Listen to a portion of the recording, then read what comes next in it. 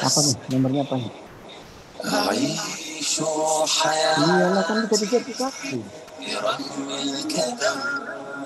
Oh, Tapi jelas. Kamu lupa topik pengalaman. Itu atau tadi baru tadi datang. Ya, tadi baru datang. Kamar 3. Atas. Marahin Tom ya, dimarahin ya Tom. Bukan ya. Oh, tadi salah itu.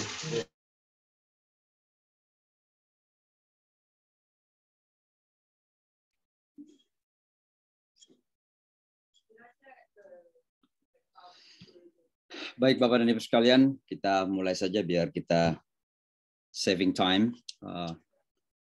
Mudah-mudahan Allah memberkahi dan menerima semua dari kita.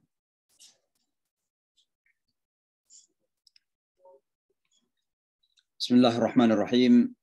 Assalamualaikum warahmatullahi wabarakatuh. Alhamdulillah, alladzi nazzala al-furqana ala 'abdihi liyakuna lil 'alamin nadhira. Asyhadu an la ilaha illallah wahdahu la syarika lah. Wa asyhadu anna Muhammadan 'abduhu wa rasuluh la nabiyya ba'dah. Allahumma salli wa sallim wa barik alaihi wa ala alihi wa ashabihi wa kulli man tabi'a hudahu wa istamsaka bi sunnatihi ila yaumiddin wa ba'd. Fa subhanaka la ilma lana illa ma 'allamtana innaka antal alimul hakim. Allahumma 'allimna ma yanfa'una wanfa'na bima 'allamtana. Allahumma arzuqna fahma wa waffiqna lil 'amali bihi ya rabbal alamin. Rabbi syrah li sadri wa yassir li amri wahlul 'uqdatam min lisani yafqahu qawli. Bapak dan Ibu, hadirin dan hadirat peserta kajian Al-Qur'an, mudah-mudahan kita semua dalam keadaan sehat walafiat dan yang terpenting dalam keadaan ridha dan diridai oleh Allah Subhanahu wa taala. Dan tentunya kita menyampaikan puji syukur kita pertama kali kepada Allah Subhanahu wa taala bahwa pada kesempatan ini kembali kita bisa bertemu secara virtual dalam acara kajian Al-Qur'an bersama-sama. Mudah-mudahan apa yang kita lakukan ini mendapat ridha Allah, diberkahi oleh Allah dan tentunya menjadi catatan amal soleh untuk kita semua. Mudah-mudahan kita senantiasa dijaga dalam iman dan Islam, dalam segala sepak terjang kehidupan kita, mudah-mudahan senantiasa terjaga di dalam jalan hidayah. Bapak dan Ibu sekalian, akhir-akhir ini atau hari-hari ini adalah hari-hari yang lagi sibuk di kota New York. Kebetulan kota New York ini kan tempatnya Perserikatan Bangsa-Bangsa. Di sini ada United Nations. Dan sekali dalam setahun itu ada namanya pertemuan sidang Majelis Umum PBB, di mana banyak presiden yang datang, banyak raja yang datang, atau minimal diwakili oleh para menteri. Indonesia sendiri diwakili oleh Ibu Menlu, dan ada 5 menteri yang ikut. Presiden Jokowi belum pernah ke New York sama sekali sejak beliau menjadi presiden. Selama ini selalu diwakili oleh Pak Yusuf Kala.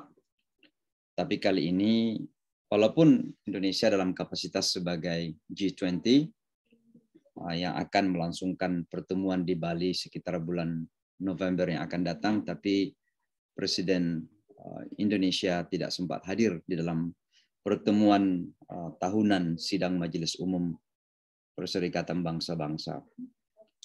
Tadi alhamdulillah saya mendapat amanah untuk menjadi khatib di Perserikatan Bangsa-Bangsa, dan itu jadwal tetap saya sejak tahun 1998 sebagai khatib setiap minggu keempat di PBB New York.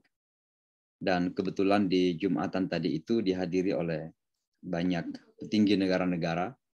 Salah satunya adalah Presiden Nigeria, bukan Nigeria, ya Nigeria dari Afrika. Dan beberapa menteri tentunya, khususnya dari Afrika tadi. Alhamdulillah saya menyampaikan ini karena umat kita hidup di dalam situasi yang cukup memprihatinkan. Di satu sisi kita sadar bahwa agama Islam ini adalah agama yang dengan perkembangan tercepat dan tertinggi. Sehingga semua sepakat bahwa Islam akan menjadi agama terbesar di tahun 2050 yang akan datang. Tapi sebenarnya dan sejujurnya tidak perlu menunggu sampai tahun 2050. Karena sekarang ini pun sesungguhnya Islam itu adalah agama yang paling banyak dianut di dunia ini. Itu kalau kita pisahkan antara Protestan dan Katolik. Dua-duanya mengaku Kristen, tapi terbagi kepada dua sekte yang sangat mendasar sekali, sehingga Protestan tidak mengakui Katolik dan Katolik tentu tidak mengakui Protestan.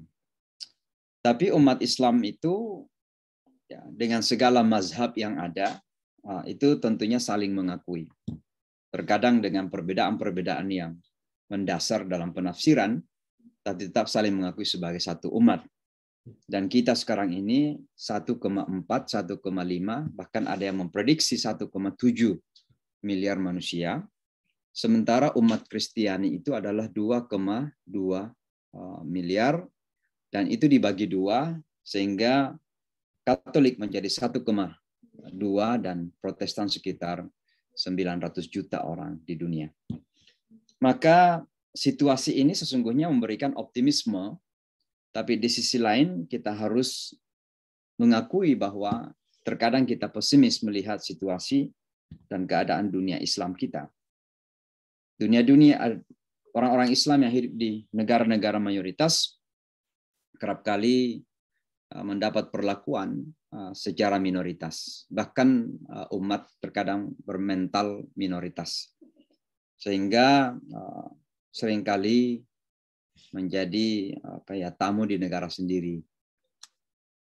Kita yang di minoritas seperti Amerika ini, kesalahpahaman, permusuhan, kebencian kepada agama ini masih terus meninggi. Islamofobia masih terus meninggi. Apalagi memasuki tahun-tahun politik di Amerika, tentu ini akan kembali lagi dijadikan sebagai salah satu senjata ampuh oleh sebagian kandidat untuk mendapatkan dukungan. Seperti pengalaman Donald Trump sekitar 5 tahun yang lalu. Maka kita juga mendapat tantangan-tantangan. Di satu sisi kita mendapat perlindungan konstitusi, tapi di lapangan juga masih banyak Islamofobia yang terjadi. Belum lagi kita berbicara beberapa kelompok atau negara-negara yang begitu zalim kepada umat ini.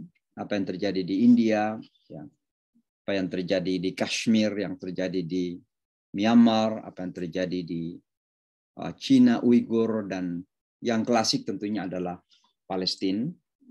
Dan saudara-saudara kita di berbagai belahan Timur Tengah masih mengalami penderitaan-penderitaan yang sangat luar biasa. Nah, dalam keadaan seperti inilah maka kita perlu saling mendoakan. Mudah-mudahan Allah memberikan keringanan dan jalan keluar sehingga umat ini bisa mendapatkan posisi yang lebih terhormat, lebih mulia, dignified, kira-kira begitu di mata orang. Baik Bapak dan Ibu, kita mulai pelajaran kita pada malam hari ini. Saya sengaja hanya mengambil satu ayat saja dari surah Al-Baqarah, karena saya tidak tahu berapa lama kita bisa bersama dalam menit-menit mendatang ini, tapi mudah-mudahan tidak terlalu panjang, sehingga tepat pada jam 10 kita bisa selesai nanti, sehingga besok pagi ada acara-acara yang lain yang harus saya ikutin. Kita memasuki surah Al-Baqarah ayat 125. Saya biasanya membacakan dulu sekitar sekali atau 2 kali maksimal, lalu kemudian kita masuk ke pelajaran kita. Mudah-mudahan ketika saya membaca ini kita bisa mengikuti sekali lagi, baik secara diam-diam maupun dengan suara, agar kita bisa saling mengoreksi bacaan kita, baik makhraj maupun tajwidnya. Sekali lagi surah Al-Baqarah ayat 125. Saya baca dulu ya. A'udzu billahi minasy syaithanir rajim.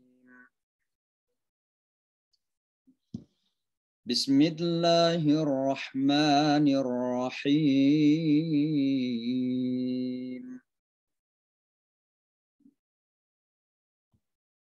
وَإِذْ جَعَلْنَا الْبَيْتَ مَثَابَةً لِلنَّاسِ وَأَمْنًا وَاتَّخِذُوا مِن مَّقَامِ إِبْرَاهِيمَ مُصَلًّى وَعَهِدْنَا إِلَى إِبْرَاهِيمَ وَإِسْمَاعِيلَ أَن طَهِّرَا بَيْتِيَ لِلطَّائِفِينَ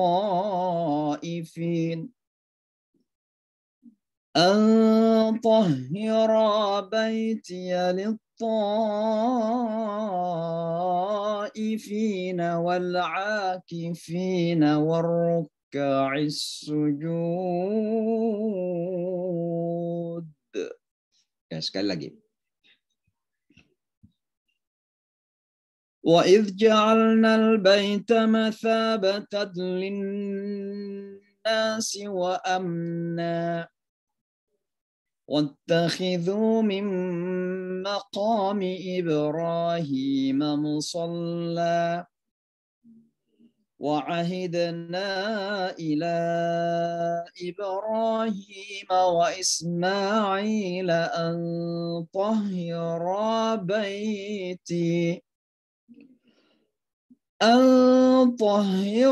بَيْتِيَ لِلطَّائِفِينَ وَالْعَاكِفِينَ وَالرُّكَّعِ السُّجُودِ.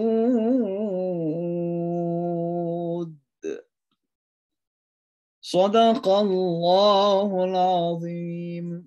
Baik Bapak Ibu sekalian, dari segi makhraj pada ayat ini ada 6 huruf yang perlu kita latihan.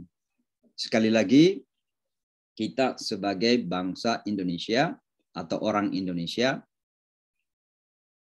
ada beberapa huruf Arab yang perlu terus kita menerus latih mengucapkannya. Karena memang bukan bahasa ibu kita. Maka sudah pasti kalau tidak terlatih atau sering dilatih, maka kita tidak bisa mengucapkan sesuai dengan makhraj atau tempat keluarnya dari lidah atau mulut kita. Ada 6 huruf pada ayat ini. Yang pertama adalah za, ya, wa idh, ya, wattakhidhu, wa idh, ya, za. Ya. Yang kedua ain, ya, seperti udah biasa. Ja'alna, ya, ja'a, wa ahidna, ya, wal akifina warrukka'i, ain. Ya, sekali lagi keluarnya dari tenggorokan tengah. Ain. Itu yang kedua ya, perlu kita latih terus. A, i, u, a. Ya. Kemudian yang ketiga adalah tha. Mathabatan. Ya, matha. Matha, tha, tha. Ya, mathabatan linnas, ya. Itu huruf yang ketiga. Yang keempat, kha. Wattakhidhu, ya. Wattakhidhu min maqami Ibrahim. Kha, kha. Jadi tenggorokan dalam itu kayak mengeluarkan angin itu ya. Kha, gitu ya. Itu kha. Wattakhidhu. Lalu yang kelima, ya, musalla, sad, sad, musalla, musalla, ya. Dan yang terakhir adalah ta, ta, ya. Litta antahira wa Ismaila antahira baitiya littaifin, ya. Nah, itulah beberapa huruf yang perlu kita latih terus-menerus sehingga lidah kita, lisan kita atau cara membaca kita benar dan sesuai seperti hukum yang memang telah ditetapkan. Yang kedua adalah tajwid, Bapak dan Ibu sekalian. Malam ini kita ulangin saja tentang hukum nun mati dan mim mati. atau mim sukun dan nun sukun ya. Nun atau mim, nun sukun itu bisa juga karena fathatain yang disebut dengan tanwin. Fathatain, kasratain atau dhammatain itu suara nun ya. Maka yang pertama misalnya mathabatan linnas. Ini ada suara nun mathabatan ya, mathabatan ya. Wa idz ja'alnal baita mathabatan ya. Nah, sekarang ketemu dengan lam, apa hukumnya? Itu dalam ilmu tajwid disebut idgham bila gunnah. Jadi dimasukkan tanpa mendengun. Jadi seolah-olah suara tan, suara nun, n, itu hilang sama sekali karena masuk ke dalam lam. Jadi mathabatal linnasi. Wa idz ja'alna al-baita mathabatal li. Bukan lagi mathabatan li, tapi mathabatal li. Mathabatan linnas ya, itu pertama. Yang kedua wa amna. Di sini ada mim mati ya, mim sukun ketemu dengan nun. Ini namanya izhar syafawi. Izhar artinya jelas ya, terang, syafawi artinya di bibir. Jadi wa amna. Ya, jangan didengung-dengungkan. Wa amna salah. Wa amna wattakhidh wa idz ja'alna al-baita mathabatan lin-nasi wa amna ya. Itu yang kedua ya. Nah, yang ketiga min, ada min di sini nun mati, min ketemu dengan mim. Seharusnya min, sekarang ada mim, maka suara nun ini itu masuk ke dalam mim, namanya idgham bi gunnah ya. Maka membacanya mim maqami ya. Itu yang ketiga ya, yang harus kita ingat-ingat. Lalu yang keempat adalah di sini ada nun mati an. Sekarang ketemu dengan ta. Nah, ini dalam tajwid disebut dengan ikhfa. Ya, ikhfa halqi. Jadi apa namanya? Samar-samar gitu karena suara nun seolah-olah masuk ke huruf ta. Jadi tahira ya, tahira ya. Jadi seolah-olah suara nun itu masuk sebagian ke dalam ta. Tahira ya, kira-kira begitu. Jadi itulah kira-kira hukum tajwid yang ada pada ayat ini tentang nun dan mim mati saja. Nah, karena ini hukum yang paling banyak berulang-ulang dalam Al-Qur'an, nun mati dan mim mati. Mudah-mudahan kita bisa ingat-ingat, bisa kita membaca Al-Qur'an. Arti kata dari satu ayat ini, yang pertama, sudah sering kita ulang-ulang ini, wa idz dan tatkala. Biasa juga dan ingatlah. Tapi rata-rata diterjemahkan dan tatkala atau ketika. Dan ketika. Ya, dan tatkala atau dan ketika. Ja'alna, kami menjadikan. Al-baita, rumah. Baitun, itu rumah. Aina baituka, di mana rumahmu? Bait, rumah. Mathabah. Mathabah ini artinya tempat orang kembali, tempat orang, sebenarnya kata mathabah ini macam-macam ya. Tergantung bagaimana konteksnya. Kata athaba yuthibu itu bisa artinya juga memberi pahala ya. Kemudian thawbun bisa juga artinya pakaian. Jadi bahasa Arab itu sangat unik sekali. Nah, salah satu makna daripada mathaba atau thaba yathubu, athaba yuthibu, thaba, mathaba itu artinya kata tempat, artinya tempat berkumpul, ya, tempat berkumpul. Linnasi bagi manusia atau untuk manusia, wa amna dan rasa aman. Wattakhidhu dan jadikanlah maqama tempat berdiri. Jadi maqam itu bukan makam yang kita kenal di Indonesia. Kalau makam di Indonesia itu kuburan.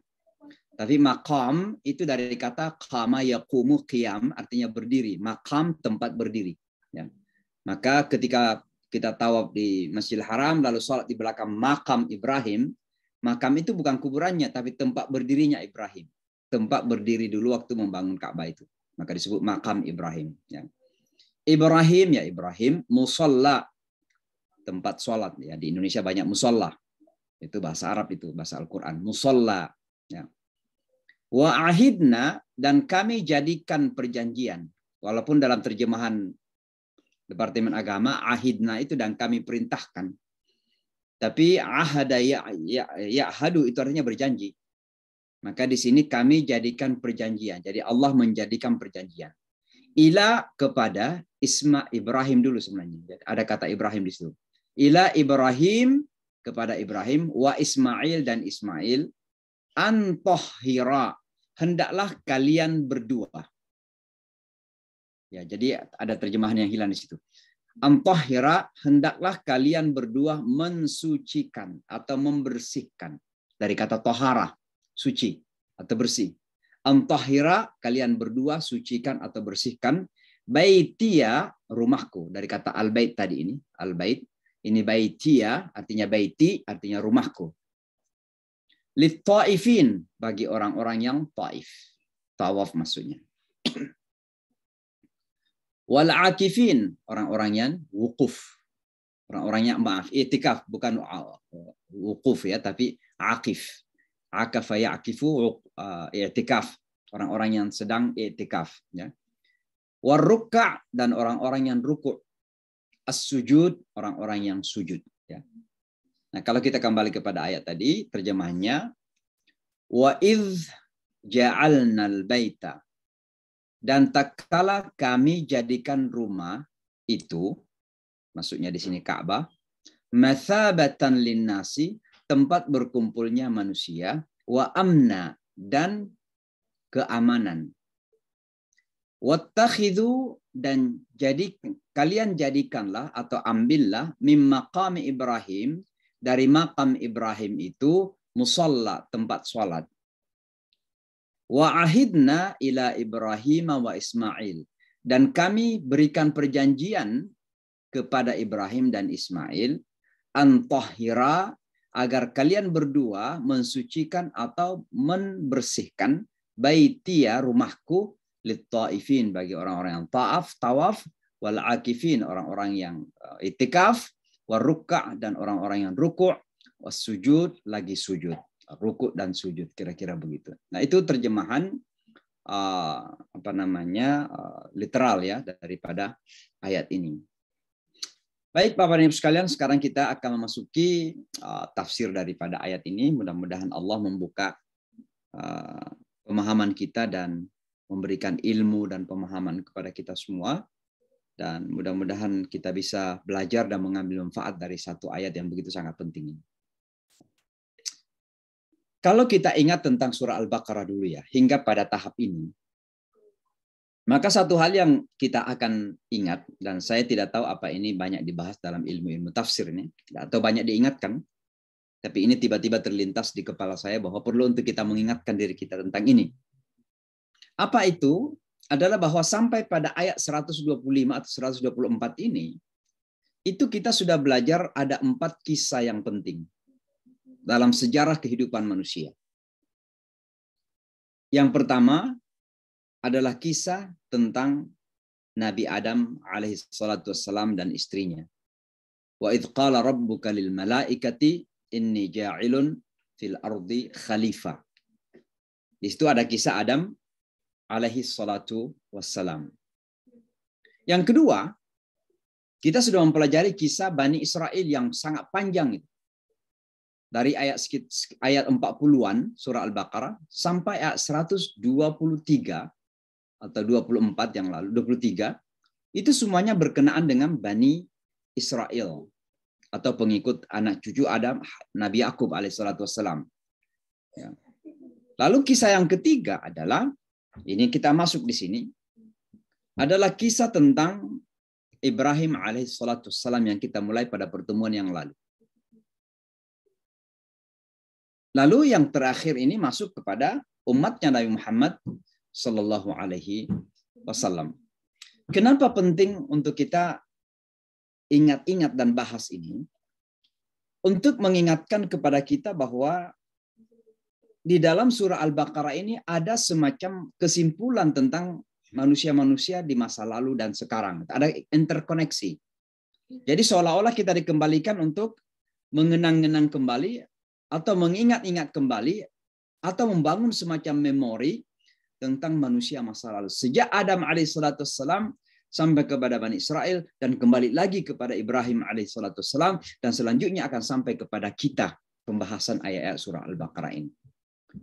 Nah, pertanyaan yang kemudian timbul adalah kenapa urutan kisah ini bukan Adam, lalu Ibrahim, lalu Bani Israel? Karena Bani Israel itu kan anak cucu Ibrahim alaihissalam juga. Kenapa Bani Israel dulu disebutkan sebelum Ibrahim alaihissalam? Nah, ini banyak sekali hikmah sebenarnya yang bisa kita pelajari.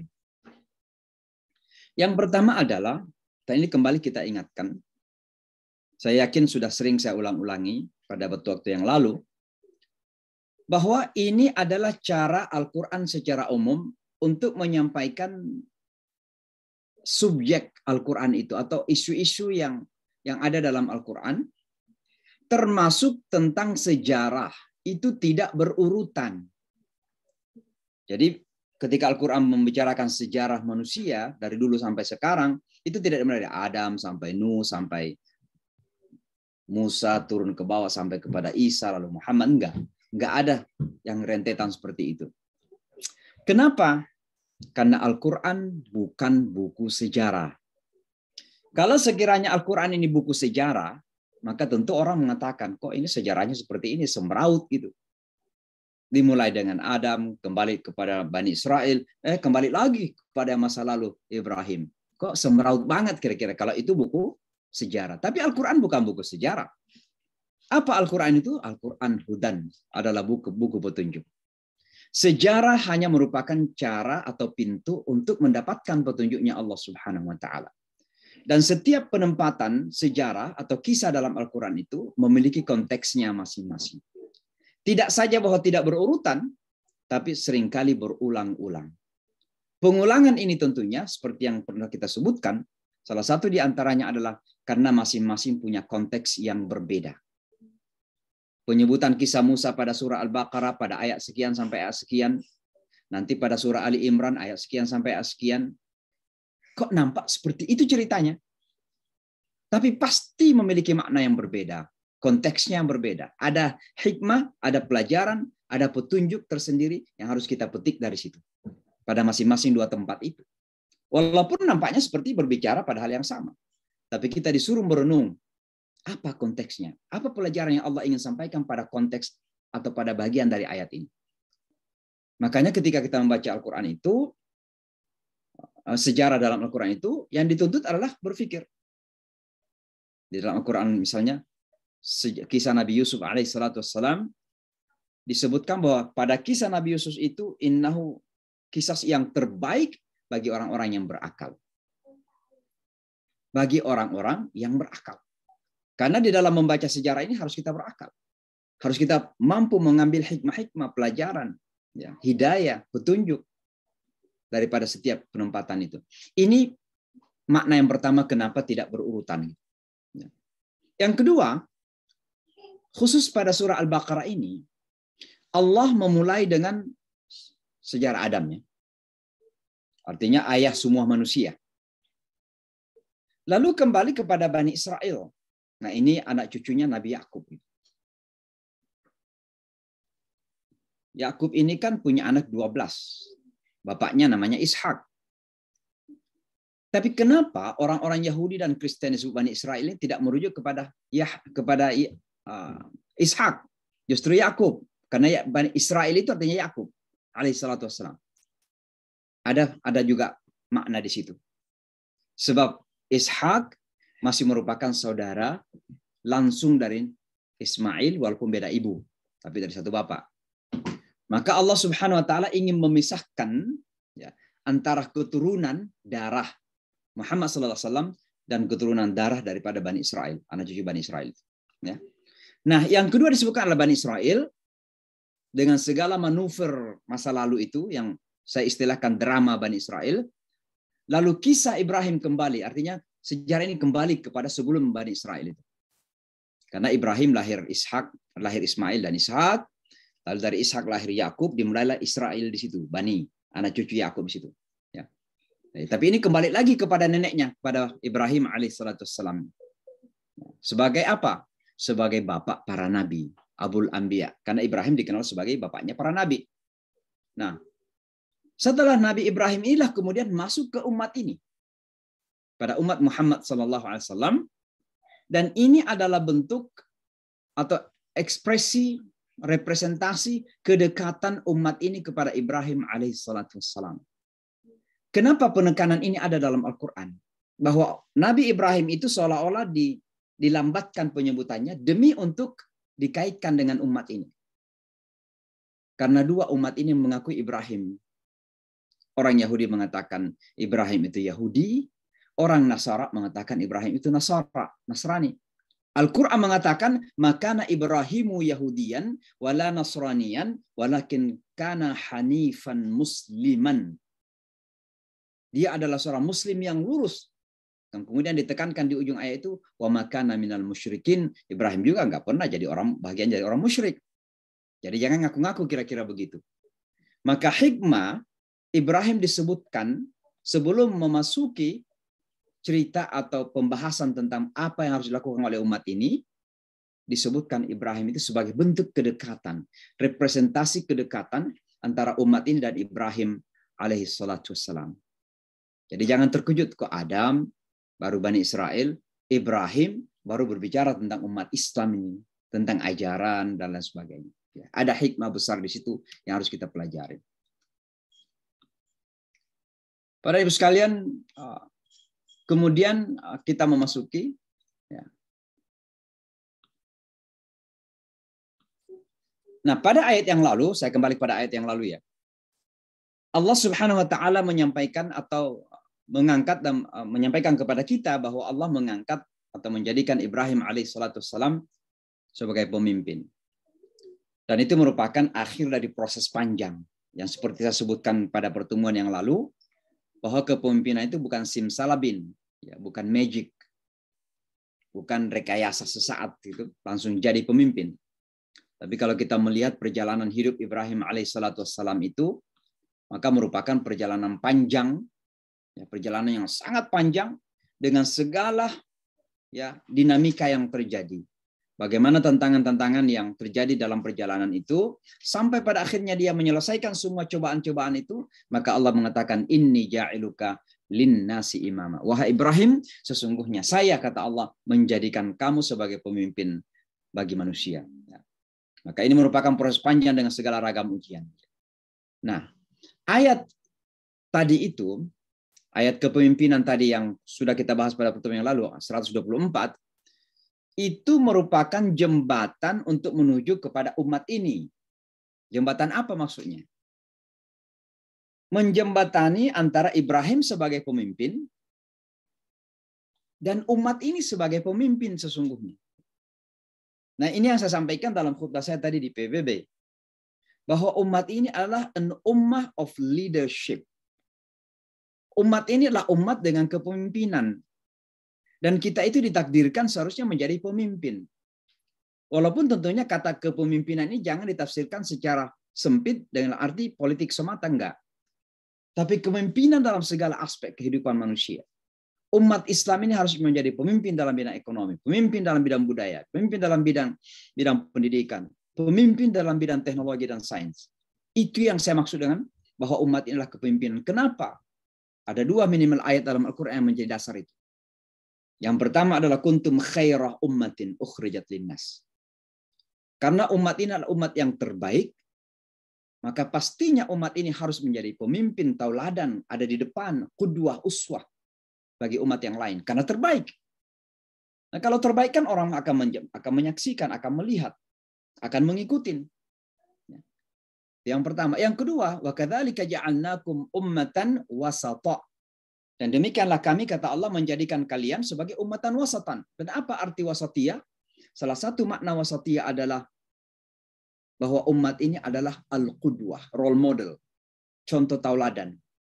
Jadi qudwah itu artinya harus menampilkan sesuatu yang orang lain akan image, akan terkagum-kagum. Dan menjadikan kita sebagai panutan. Nah, dua alasan ini, sehingga umat ini harus menjadi leading, harus menjadi pemimpin dan berada di garda terdepan. Dan itulah sebabnya Ibrahim dikaitkan dengan umat ini. Kenapa Ibrahim? Karena Ibrahim itu pemimpin. Ini ja'iluka linnasi imama. Itu makna daripada kedekatan antara ayat yang lalu dan umat yang sekarang dibicarakan tentang Ka'bah, tentang Islam, tentang iman, tentang kiblat dan lain sebagainya. Bukan tidak punya makna di situ. Selanjutnya Bapak Ibu sekalian, kita masuk kepada ayat 123. Ini tafsiran detailnya. Yang pertama, Allah mengatakan, wa idh ja'alnal baita mathabatan linnas. Dan ketika kami menjadikan bait atau rumah itu, Ka'bah, atau mungkin lebih luas Masjidil Haram, tempat berkumpul atau rujukan, merujuk kembali. Nah, makna tempat berkumpul ini tentu ada dua. Bisa secara fisik, dan itu bisa kita lihat realitanya ketika haji. Tidak ada tempat yang berkumpul yang paling universal, yang paling banyak, yang paling ragam manusianya daripada haji atau Masjidil Haram atau Makkah Al-Mukarramah ketika musim haji. Bahkan jangankan musim haji, di musim-musim bukan musim haji saja, Makkah itu selalu menjadi rujukan orang pergi ke sana. Dan ini Allah sendiri yang menjadikan itu. Wa idh ja'alna al-baita mathabatan. Tapi saya kira yang terpenting adalah tempat berkumpul di sini Allah ingin mengatakan bahwa Ka'bah itu adalah tempat berkumpulnya secara non-fisik. Khususnya umat ini. Artinya apa? Satu di antaranya adalah ketika kita sholat. Semua manusia menghadap ke tempat yang sama. Dan ini mengingatkan kepada kita semua bahwa kiblat itu bukan sekedar fisik Ka'bahnya. Tapi bagaimana seluruh umat Islam dari seluruh penjuru dunia itu menghadapkan wajahnya ke tempat yang sama untuk merasakan kebersamaan, untuk merasakan penghambaan yang sama, untuk merasakan ikatan iman yang sama. Dan itulah makna perkumpulan sesungguhnya. Jadi kita umat Islam ini tidak selalu physically berkumpul, secara fisik kita berkumpul. Dan walaupun kita secara fisik tidak berkumpul, tapi percayalah bahwa secara hati kita berkumpul. Itu yang disebut dengan mathabatan. Makanya kan dalam Al-Quran itu, yang Allah selalu tekankan itu ta'liful qulub. Fa'allafa baina qulubikum. Maka Allah kemudian menjinakkan hati-hati kalian sehingga terjalin antara satu yang lain. Karena kejinakan hati itulah sehingga tumbuh yang disebut dengan rahmah. Ruhama'u bainahum. Umat Islam ini saling kasih sayang di antara mereka. Kenapa hatinya terjadi ulfa? Ulfa itu ya uns. Unsur itu ada kejinakan, rasa jinak. Maka terjadi kedekatan. Nah, ketika hati sudah menjadi sangat dekat, maka fisik tidak kumpul, tapi hati kemudian berkumpul. Di mana pusatnya? Ada di rumah itu. Apa rumah itu? Ka'bah. Dan itu direpresentasikan ketika kita sholat. Maka Al-Quran mengatakan, fa'ainama tuwallu wujuhakum, di mana saja kalian berada, fawallu wujuhakum syatral Masjidil Haram. Di mana saja Anda berada, maka hadapkan wajahmu ke Masjidil Haram. Untuk apa? Sebagai simbolisasi bahwa kita semua adalah saling terikat dengan dalam satu ikatan itu. Ini sangat penting untuk kita pahami. Seringkali ketika kita bicara seperti ini, berkumpul-kumpul, yang kita tafsirkan adalah perkumpulan fisik ketika musim haji, ketika musim umrah, sehingga selesai haji, bubar lagi, enggak berkumpul lagi. Padahal ada yang lebih esensi dari itu. Yang lebih esensi itu adalah perkumpulan non-fisik, perkumpulan spiritualitas, perkumpulan hati, perkumpulan ikatan iman, ikatan ukhuwah kebersamaan sebagai satu umat Muhammad sallallahu alaihi wasallam. Itu yang pertama yang harus kita pahami dari ayat ini. Wa idh ja'alna al-baita mathabatan. Lalu Allah mengatakan linnas, bahwa tempat perkumpulan itu seluruh manusia. Dalam kaitannya dengan Ka'bah atau Islam, itu selalu memang, dan ini haji juga ya. Ketika Allah Al-Quran berbicara tentang haji, itu selalu yang dipakai kata manusia. Wa adzim fin nasi bil haji. Kumandangkan kepada manusia untuk berhaji. Walillahi 'alan nasi, dan kewajiban semua manusia untuk melakukan ibadah haji. Walillahi 'alan nasi hajjul bait. Jadi manusia yang disebutkan. Nah, kenapa manusia yang disebutkan? Karena Allah ingin mengatakan bahwa pengabdian atau ibadah yang rujukannya kepada kiblat ini, itu memang bersifat universal sekali. Ini mohon maaf ya, ayat ini kan turun di zaman Rasulullah SAW pada abad ke-6. Pada abad ke-6. Orang mungkin kalau berbicara tentang universalitas kemanusiaan ketika itu masih bingung. Ya walaupun memang pengikut Islam dari awal sudah sangat universal.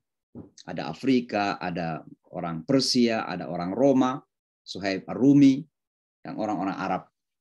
Dan semua itu kemudian menjadi satu umat Rasulullah SAW. Nah, tiba-tiba Al-Quran menurunkan tentang haji ini selalu dengan manusia untuk mengatakan bahwa pasti suatu ketika, pertama, haji ini akan menjadi ibadah yang paling universal. Dan ini realitanya kita lihat ketika kita berhaji, semua bentuk manusia ada.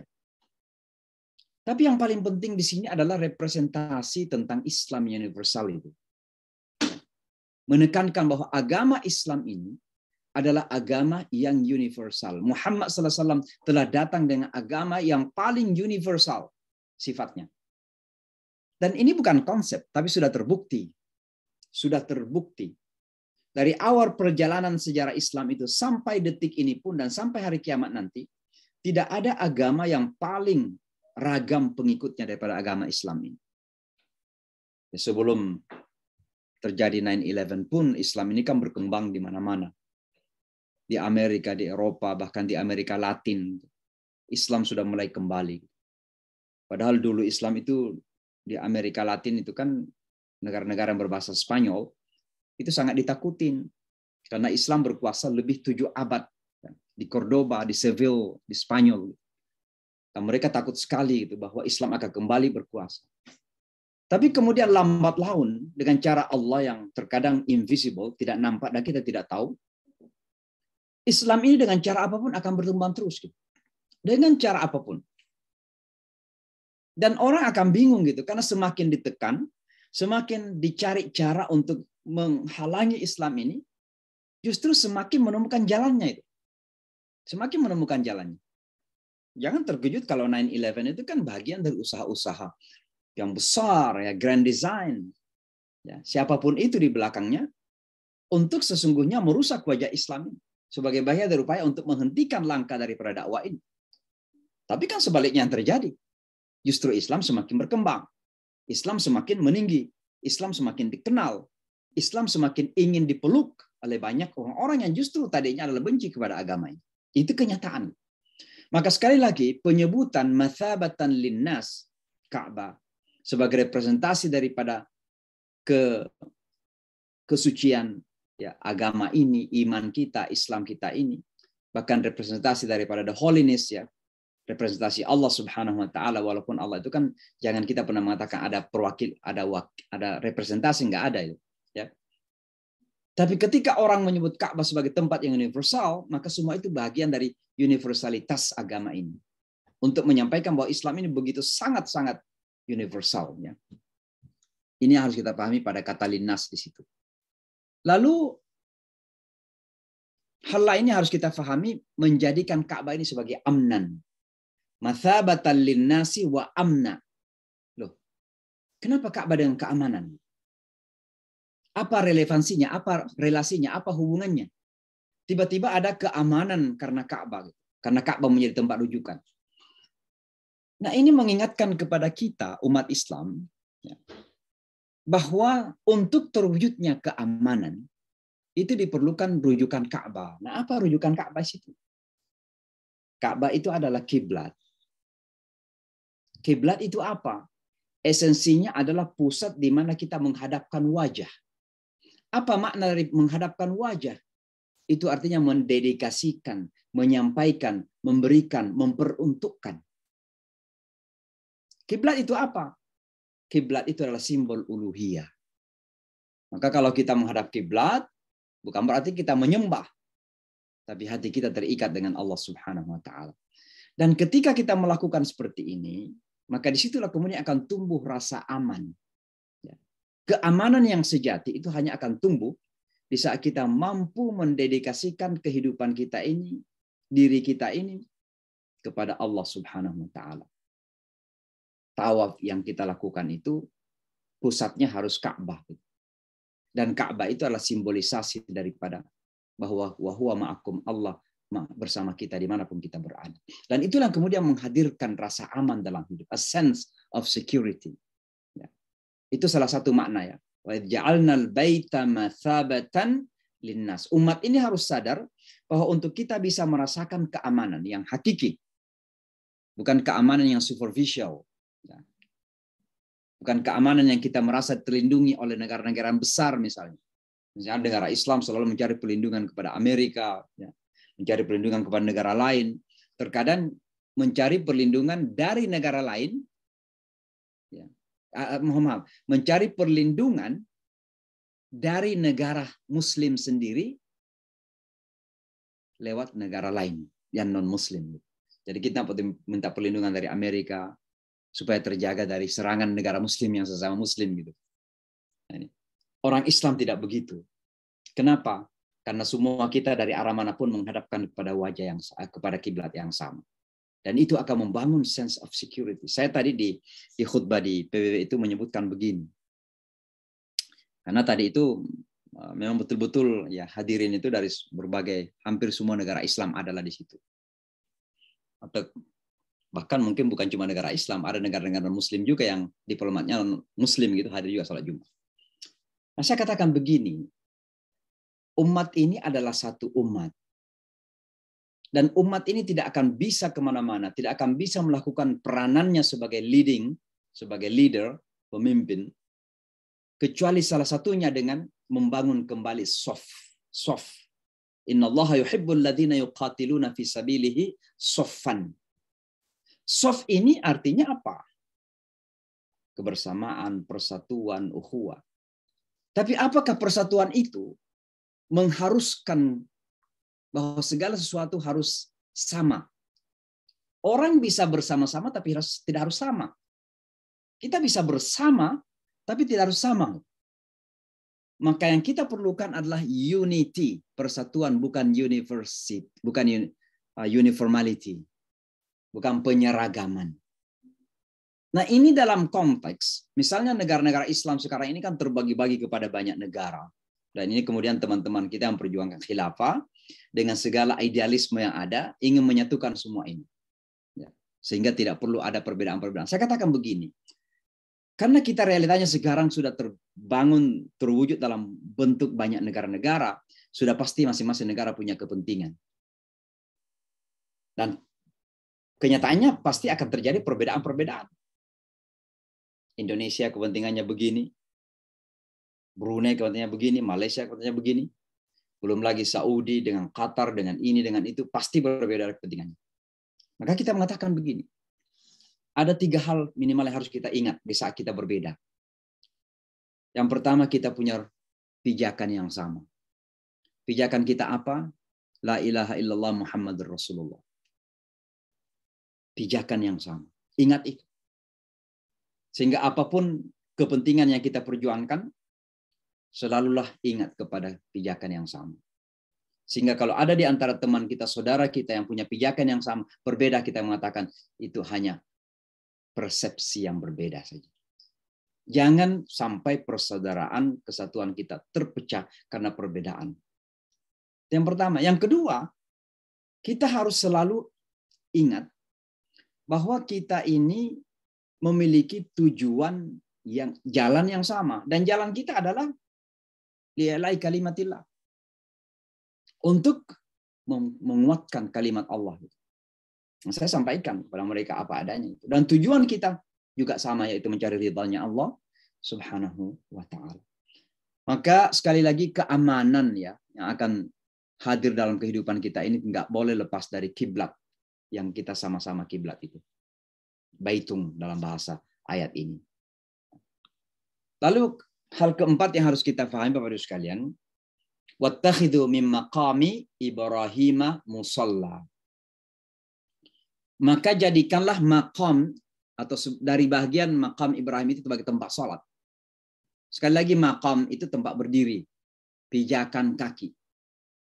Pijakan kaki itu kan berarti jejak dalam bahasa yang lain. Maka ayat ini sesungguhnya adalah memerintahkan kepada kita untuk mengikuti jejak Nabi Ibrahim alaihissalatu wassalam dalam sholat. Dalam arti apa? Pengabdian. Karena sholat itu adalah fondasi agama dan sholat itu adalah merupakan representasi dari pusat pengabdian kita kepada Allah Subhanahu wa taala. Jangan sampai kita sholat di belakang makam Ibrahim tapi nggak ikut jejaknya Ibrahim. Nah, ini jadi masalah itu. Kita sudah selesai tawaf, salah satu sunnahnya apa? Sunnahnya sholat di belakang makam Ibrahim. Kan ini kan menjadi sunnah ini ketika kita tawaf, apakah haji, apakah umrah gitu. Salat di belakang makam Ibrahim. Tapi apakah kita faham ketika kita melaksanakan ayat ini, wattakhidhu min maqami Ibrahim, kita faham bahwa sesungguhnya yang dimaksud esensinya itu adalah ikut kepada jejak Ibrahim dalam beragama. Bagaimana jejak Ibrahim beragama?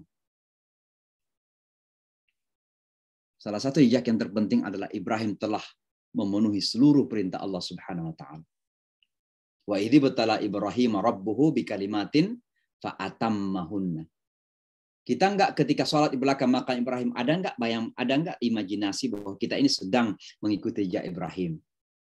Ketika Ibrahim diperintah melakukan demikian, sam'an wa ta'atan. Kami dengar, kami taati. Enggak ada pertanyaan-pertanyaan.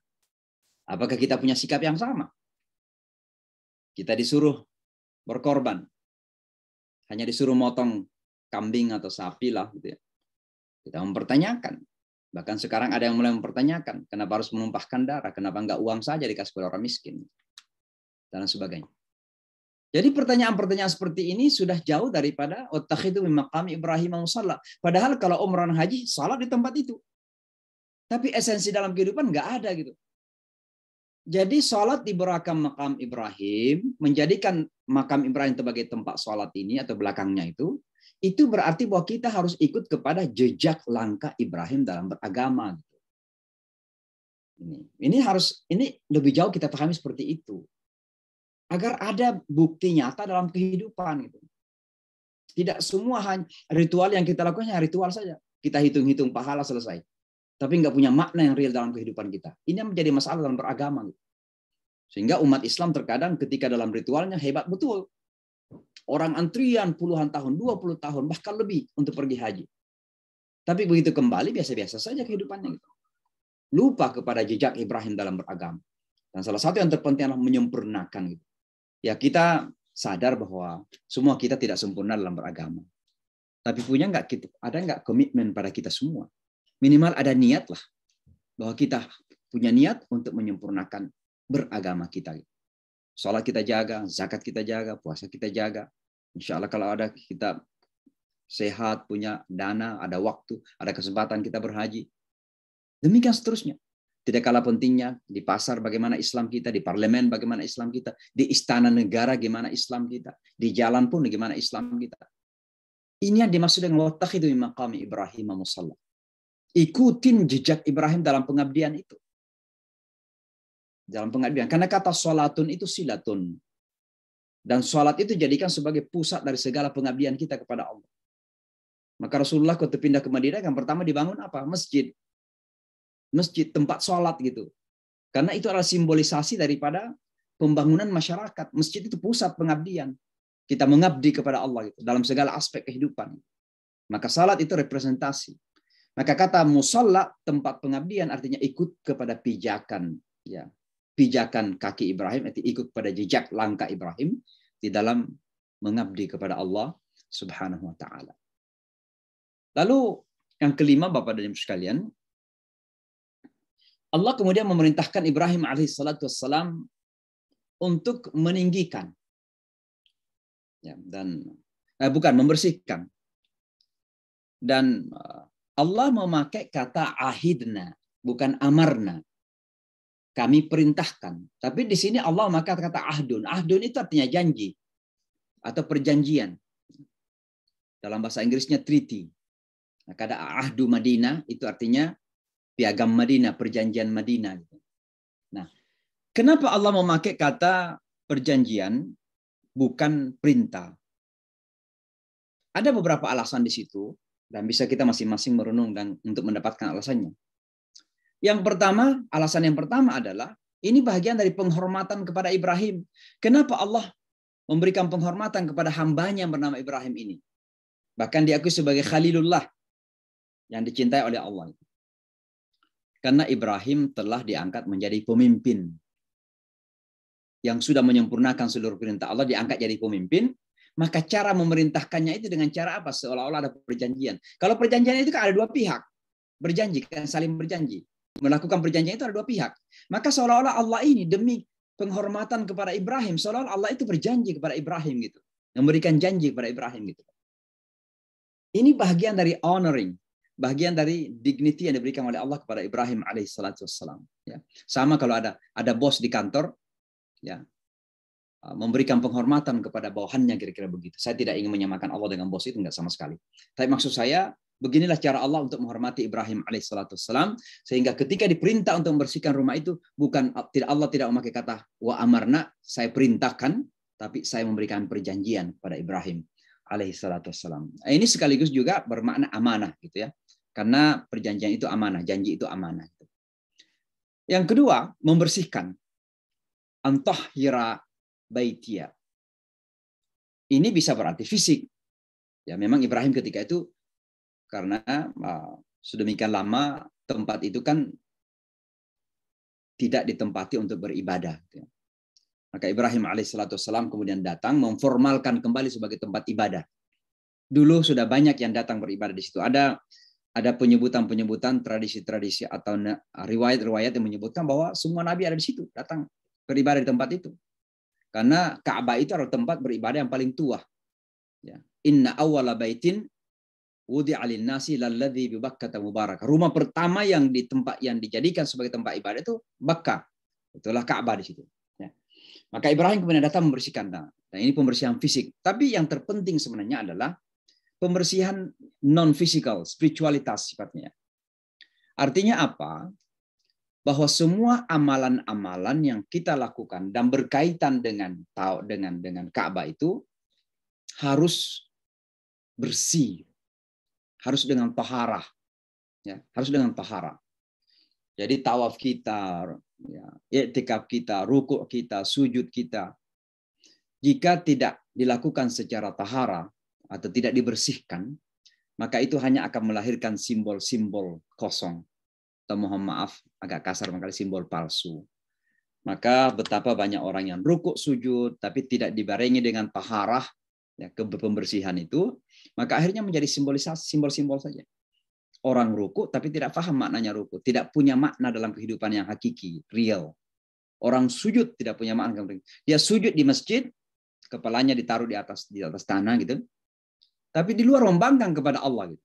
Jadi simbol-simbol seperti itu. Kenapa? Karena dalam jiwa ini enggak bersih. Maka ketika Ibrahim alaihissalam diperintahkan untuk membersihkan rumah itu, dalam artian bahwa pengabdian Anda kepada Allah itu harus secara bersih. Nah, ini sangat penting sekali untuk kita pahami seperti itu, sehingga kita bisa mengambil pelajaran dalam kehidupan kita. Lalu ada 4 yang Allah perintahkan di situ, ya secara spesifik disebutkannya. Jadi bersihkanlah rumahku ini untuk pertama orang yang tawaf. Ya. Lit-ta'ifin. Nah, ini perputaran hidup gitu. Jadi orang-orang yang sedang melakukan tawaf itu ya bukan hanya tawaf di sekitar Ka'bah saja, tapi kehidupan kita ini seolah-olah tawaf gitu. Tawaf itu artinya perputaran, dan hidup ini berputar gitu. Nafas saja berputar, keluar masuk itu berputar kayak tawaf itu. Darah kita juga berputar gitu. Nerve kita, akal kita juga berputar gitu. Semua itu terjadi perputaran dalam hidup ini. Matahari berputar, bulan berputar gitu. Semua galaksi ini berputar gitu. Maka kata tawaf ini itu adalah makna yang luas gitu. Bersihkan rumahku bagi orang yang melakukan tawaf, artinya bersihkan rumahku itu bagi orang yang melakukan pengabdian hidup dalam perputaran hidup ini. Bersih di pasar, bersih di parlemen, bersih di istana negara, bersih dalam bisnis, bersih dalam perpolitikan, bersih dalam segala hal. Itu perputaran hidup. Bersih ketika dia kaya, bersih ketika dia miskin. Ada orang ketika miskin nggak bersih. Karena hatinya apa? Hatinya dengki, iri hati kepada orang yang dikasih Allah rezeki. Padahal nggak perlu terjadi seperti itu. Yang kaya juga jangan sampai tidak bersih. Kekayaan jangan menjadikan kita arogansi dan menjadikan kita kikir gitu. Nah, ini nggak bersih dalam bertawaf itu. I'tikaf itu artinya dalam pengabdian. Orang yang fokus dalam beribadah. Harus bersih juga. Rukuk sujud dalam arti esensi dasar ketaatan kita kepada Allah ini juga harus bersih. Maka segala-galanya itu harus bersih karena hanya dengan bersih itulah Allah akan menerima. Innallaha jamilun layak baru illa jamal. Bahwa sungguhnya Allah itu adalah indah dan tidak menerima kecuali yang indah. Nah, Bapak dan Ibu sekalian, saya kira itulah beberapa hal yang bisa kita pahami dari satu ayat ini. Saya kira saya berusaha untuk menyampaikan tidak sekedar bermakna literal, tapi jauh di luar dari makna-makna yang selama ini banyak kita baca, baik di tafsiran-tafsiran yang klasik maupun yang ditulis oleh ulama-ulama yang lain, agar memberikan nuansa yang baru ya tentang apa arti masabah, tempat berkumpul, apa arti linnas, bahkan apa arti tawaf sekalipun, bahkan arti tahira baitiyah itu apa artinya, dan lain sebagainya. Mudah-mudahan bermanfaat. Insya Allah saya kira cukup sampai di sini. Mungkin ada beberapa masa untuk kita bisa berdialog, berdiskusi. Ini teman-teman masih mempostingkan upaya kita untuk merenovasi gedung kelima di pesantren kita. Kalau ada yang ingin ikut sharing, silahkan saja, ada nomor rekening di situ. Mudah-mudahan ada manfaatnya. Saya kira begitu, Bapak dan Ibu sekalian. Mungkin saya akan kembalikan kalau memang ada hal-hal yang ingin disampaikan, ingin ditanyakan, mungkin kita ada beberapa waktu, insya Allah. Silakan. Silakan unmute kalau ada yang.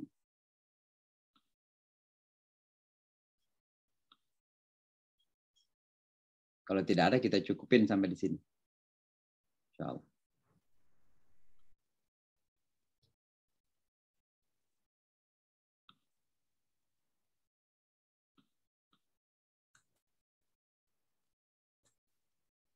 Ya, silakan Pak Iqbal. Silakan Pak Iqbal. Ya, Pak Iqbal dari Batam. Silakan. Ya, Assalamualaikum. Ini saya dari Batam, Ustaz. Ya. Silakan. Nah, kebetulan saya lagi di jalan, di perjalanan. Ya, enggak apa-apa. Hanya gimana ini, Ustaz? Supaya apa ya? Supaya menghilangkan sifat dengki, iri itu. Jadi apa kiat-kiatnya untuk itu gitu. Supaya kita bersih dari seperti itu. Terima kasih Ustaz, itu yang saya tanyakan. Assalamualaikum warahmatullahi wabarakatuh. Assalamualaikum warahmatullahi wabarakatuh. Ya, memang manusia itu kan di satu sisi memang punya fitrah, punya kesucian. Tapi di sisi lain kita sadar bahwa Allah juga melengkapi kita dengan ragam hawa nafsu. Dan awalnya hawa nafsu ini kan netral. Bisa menjadi senjata yang against us, melawan kita, membahayakan kita, atau bisa menjadi senjata untuk kita pakai untuk kepentingan kebaikan, ya. Nah, tergantung saja. Tapi kemudian hawa nafsu ini kan dikelilingi oleh macam-macam keadaan, ya. Maka terkadang hawa nafsu ini kemudian terbawa arus oleh apa yang terjadi di sekitar kita. Nah, itulah yang kemudian menjadi setan-setan itu. Ada setan dari jin, ada setan yang dari manusia juga. Kita awalnya reda dengan apa yang kita miliki. Kita awalnya puas dengan apa yang kita miliki. Tiba-tiba hawa nafsu kita melihat orang lain lebih. Karena keadaan itu, setan berbisik. Loh, kok kamu cuma punya sekian? Itu di seberang sana, dia punya mobil baru beli yang lebih mahal. Kok Anda hanya punya Honda, yang di sana udah Lexus, kira-kira begitu. Nah, akhirnya timbul itu. Nah, seperti itu. Nah, gimana kiat-kiatnya agar kita bisa menjaga kita nggak dendam, nggak iri hati dan sebagainya? Saya nggak mengatakan bahwa orang bisa tidak iri hati gitu ya, karena ini menjadi bagian dari tabiat manusia. Mungkin yang bisa kita lakukan adalah bagaimana kemudian meminimais dampak negatifnya. Tapi yang pertama adalah begini. Pertama adalah sadari bahwa kita dan segala yang ada pada kita ini adalah milik Allah. Dan Allah yang menentukan segalanya. Allah yang mengatur. Ketika kita mengatakan Allah menentukan dan mengatur, bukan berarti kita nggak berusaha. Kita berusaha yang terbaik dan termaksimal, tapi jangan pernah kita merasa bahwa kita yang menentukan. Karena ini kembali kepada keimanan kita kepada qadar sekali lagi. Takdir Allah Subhanahu wa taala, qada dan qadar Allah. Yang pertama. Yang kedua, selalu kita yakini bahwa Allah itu tidak pernah memberikan kepada kita apapun bentuknya, kecuali pasti ada hikmah kebaikan itu. Kita tahu atau tidak, tapi pastinya pasti ada. Pasti ada.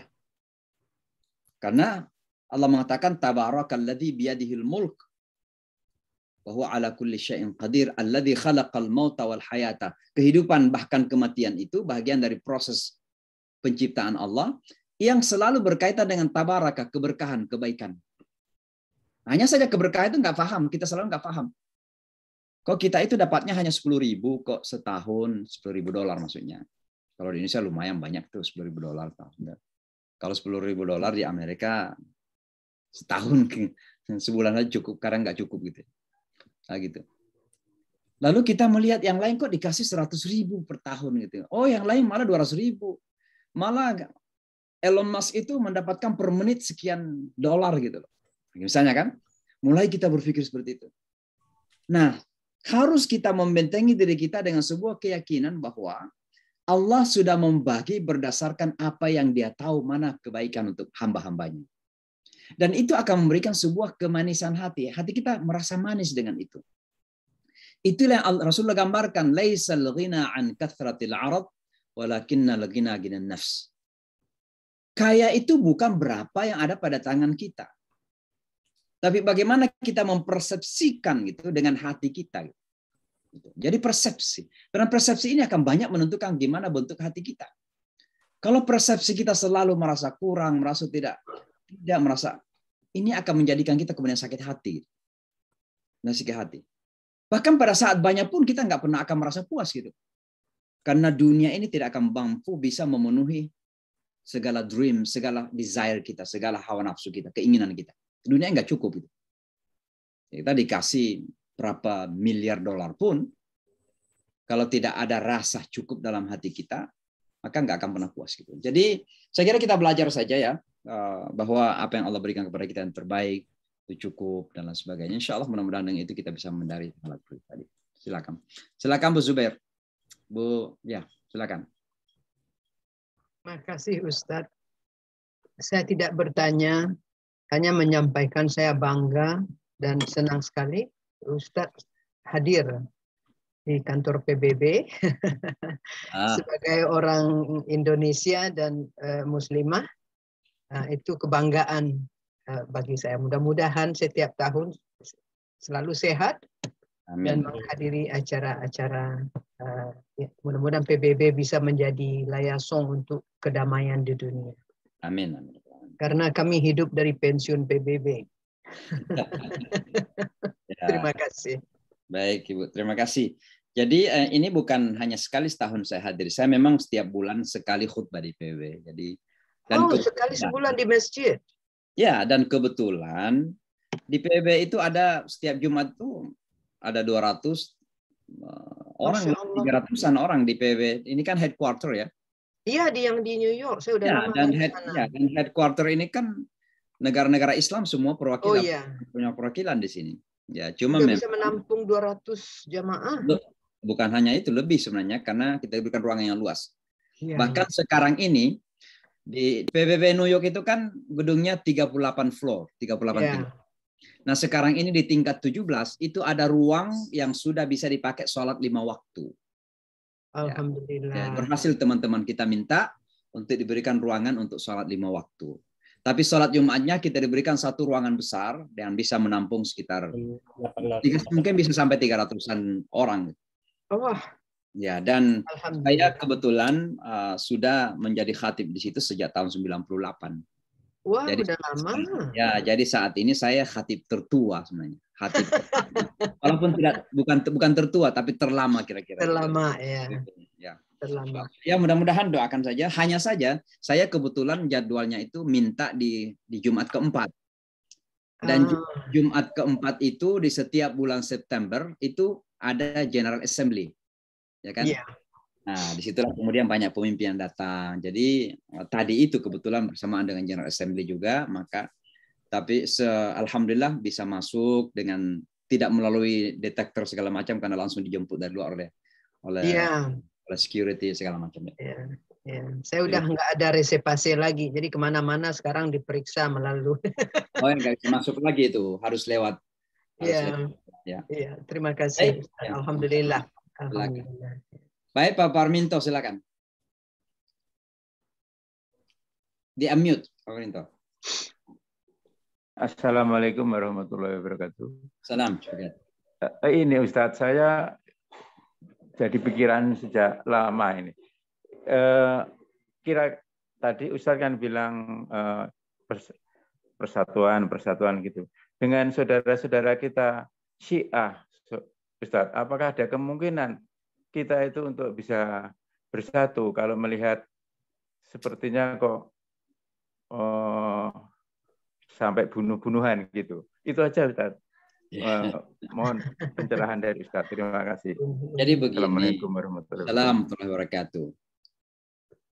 Pada semua kelompok-kelompok yang ada dalam umat ini secara global kita sebutkan Sunni dan Syiah.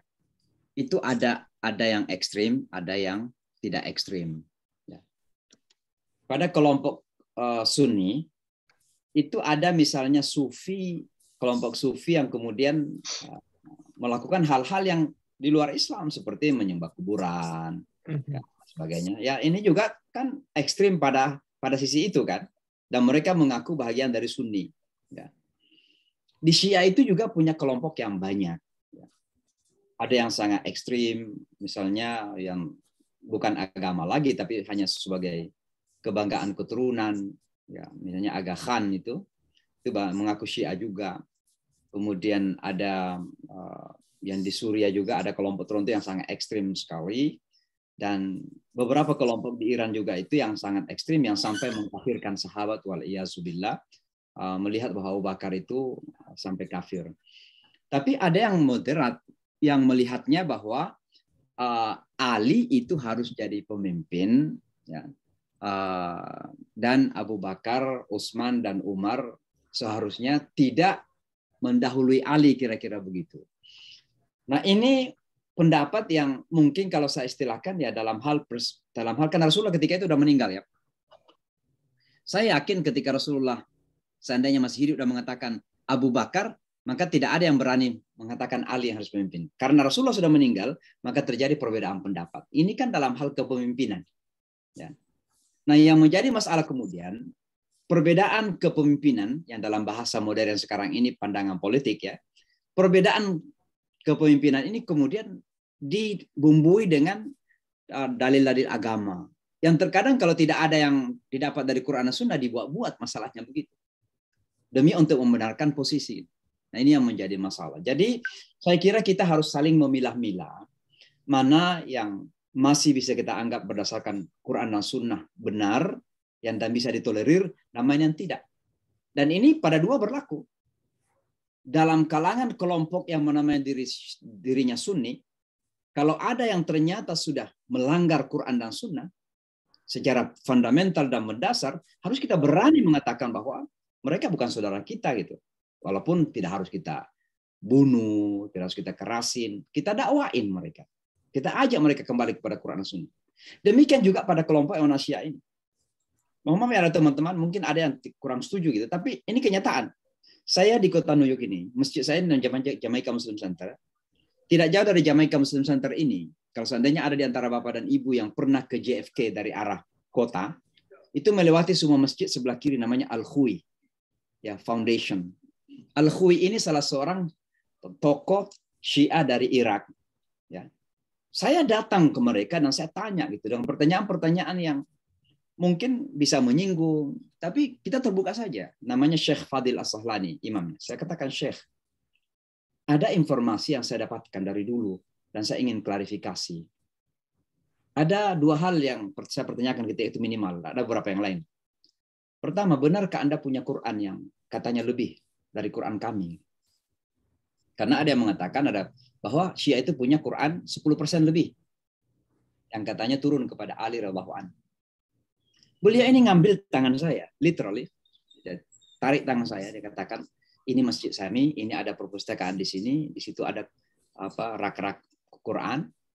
Kamu cari, kalau ada Quran di sini yang beda dengan Quran kamu di masjid kamu atau yang kamu milikin, bakar di hadapan saya katanya. Sampai begitu. Pertanyaan pertama. Yang kedua, bagaimana Anda melihat sahabat-sahabat Nabi yang tidak dikategorikan sebagai keluarga Nabi atau Ahlul Bait?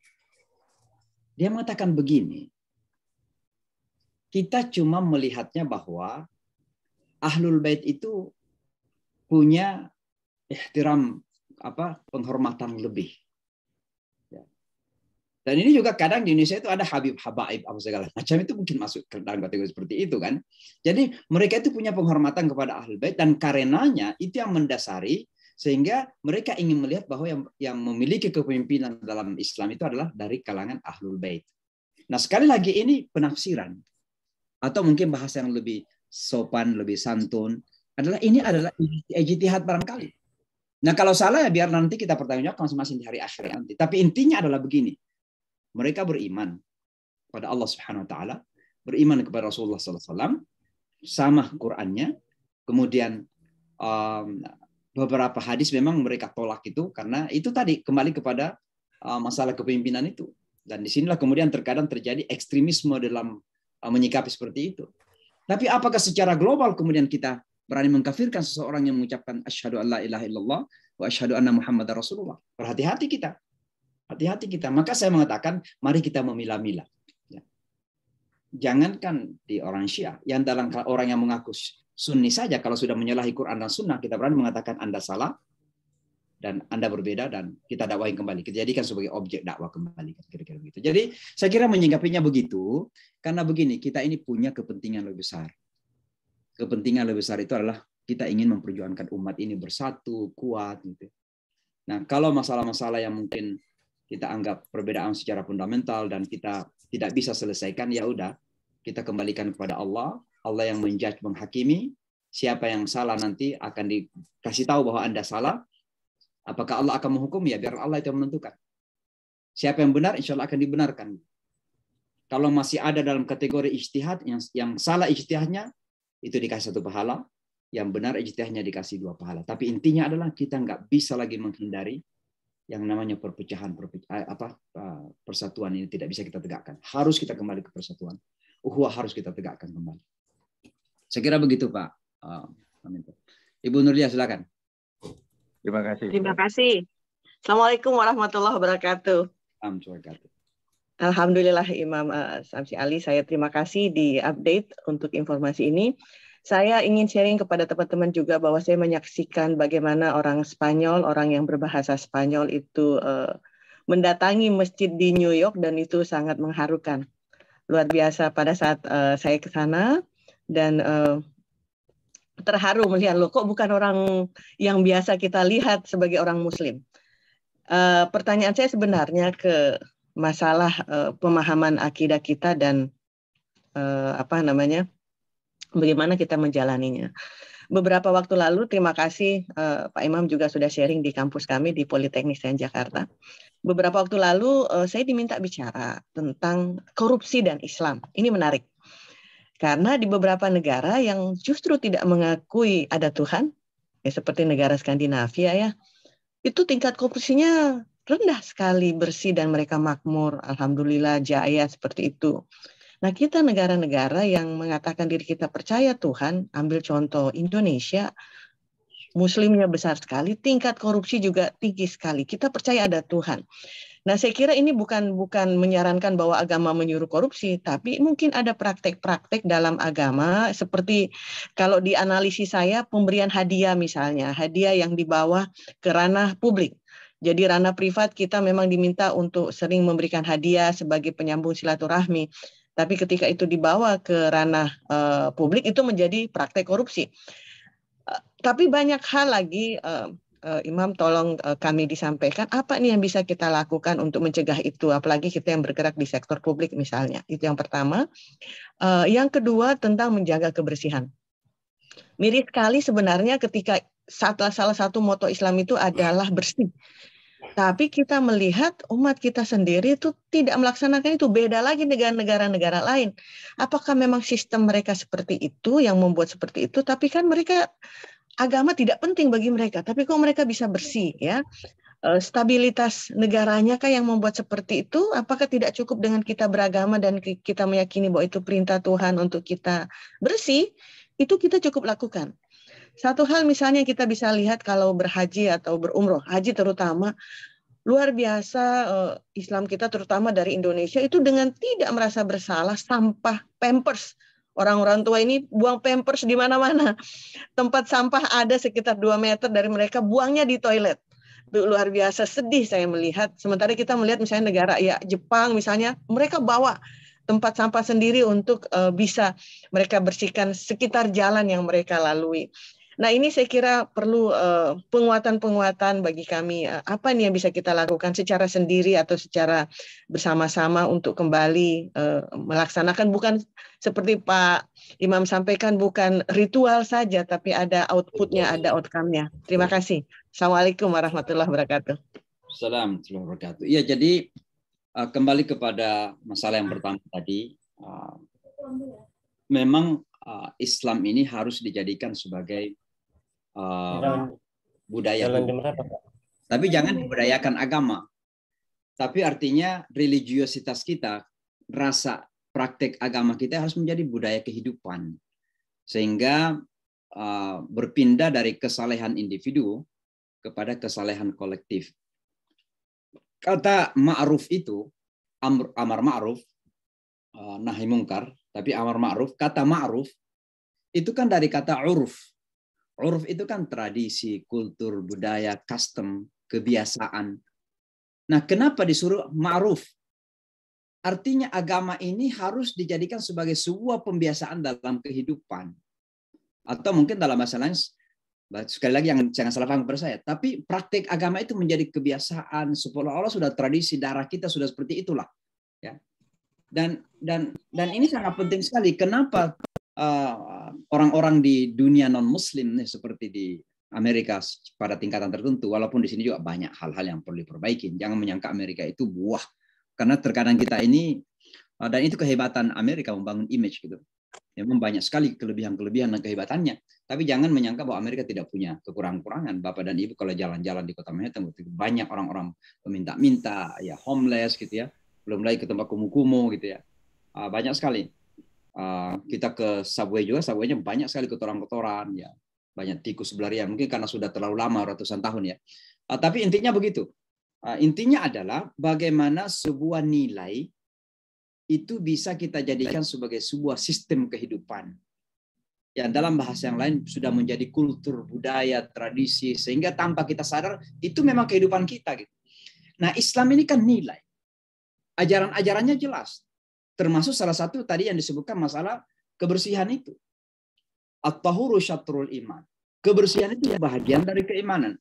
Nah, bagaimana konsep ini yang kita ulang-ulangi dalam khutbah, dalam ceramah, dalam pembahasan-pembahasan keagamaan itu bisa menjadi sebuah sistem hidup ya, baik individu maupun kolektif, dan sudah menjadi sebuah kultur budaya yang dalam kehidupan itu, sehingga yang kita lakukan itu agama yang kita lakukan itu memang sudah darah kita gitu. Dan nah ini sangat penting sekali. Nah, kembali kepada masalah hadiah menjadi korupsi dan sebagainya, itu saya kira banyak sekali yang terlibat, ya, perlu dilibatkan di situ. Satu di antaranya memang mentalitas ini. Karena mohon maaf di Indonesia ini kan berusaha memperbaiki sistem hukum perundang-undangan. Tapi begitu hukum perundang-undangan dibuat, sudah selesai, terkadang yang kemudian mempermainkan hukum undang-undang itu orang-orang yang membuat hukum undang-undang juga gitu. Yang seharusnya mereka menjadi tauladan dalam memperlakukan hukum dan undang-undang itu. Nah, ini menjadi masalah. Saya tidak perlu menyebutkan apa dan siapa di situ. Tapi kita lihat saja. Ya. Atau terkadang perundang-undangan ini dimainkan mengikut kepada apa hawa nafsu keinginan. Gitu. Saya tidak perlu menyebutkan contoh gitu. Ini sangat dahsyat sekali nih. Ini karena mentalitas, masalah kejiwaan, ya mental ini yang perlu diperbaiki. Mental kita yang selalu berpikir kepada kepentingan sesaat, kepentingan sempit, ya, kepentingan duniawi, kepentingan pribadi, kelompok, dan seterusnya. Jarang kita pernah memikirkan bagaimana kepentingan universal, kepentingan Indonesia sebagai bangsa, dan kepentingan dunia gitu. Nah ini sangat penting. Dan kedua, perubahan mental ini yang akan berubah kepada perilaku, ini juga harus ditopang oleh perundang-undangan tadi itu, yang jelas, yang tegas. Gitu. Saya kasih contoh saja Bapak dan Ibu sekalian. Beberapa hari terakhir ini kan saya mengikuti beberapa pertemuan-pertemuan investor di Amerika untuk bisa berinvestasi di Indonesia. Nah, kita ingin bantulah pemerintah kita untuk mendapat investasi itu ke Indonesia. Tapi terus terang saja, ada dua hal yang paling yang menjadikan para investor ini tidak terlalu berani masuk ke Indonesia. Walaupun kita lihat bagaimana pemerintah Indonesia berusaha gitu untuk mendatangkan investor. Ada dua hal. Yang pertama adalah perundang-undangan, aturan-aturan regulasi yang kurang jelas. Ya, yang bisa berubah setiap saat. Atau bisa mungkin dirubah. Bukan berubah, tapi dirubah. Nah, yang ketiga ini masalah praktek-praktek yang korup tadi itu. Karena mental itu. Ya. Jadi, dua hal ini yang menjadikan, kalaupun ada investor Amerika misalnya masuk Indonesia, itu biasanya lewat negara ketiga. Rata-rata Singapura sih. Jadi orang Amerika memberikan uangnya kepada orang Singapura atau di Singapura, lalu kemudian mereka akan masukkan ke Indonesia. Karena Singapura lebih terjaga dalam hal sistem regulasi. Dalam mereka lebih terjamin lah kira-kira begitu.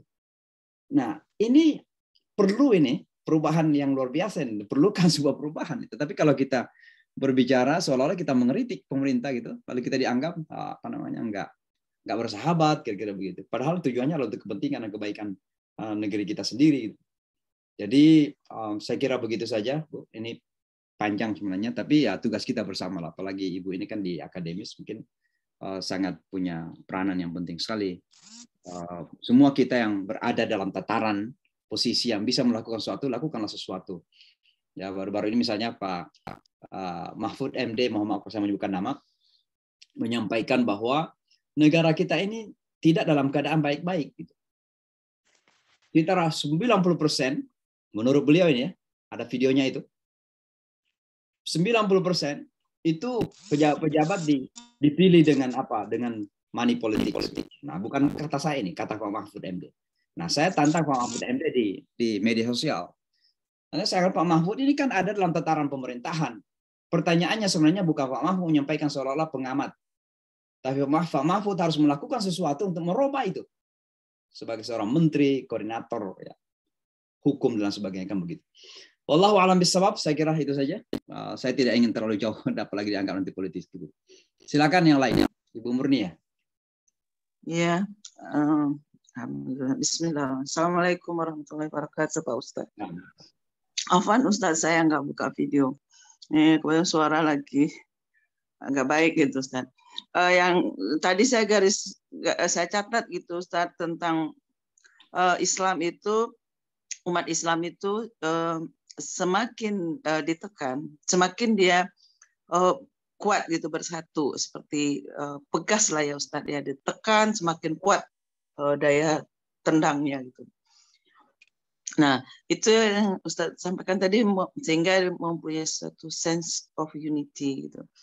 Kalau dalam kehidupan mungkin sense of unity itu bisa kita lihat saat berhaji gitu, di mana semua umat Islam dari berbagai bangsa bersatu dalam pelaksanaan ibadah haji. Kita bertemu di sana semua.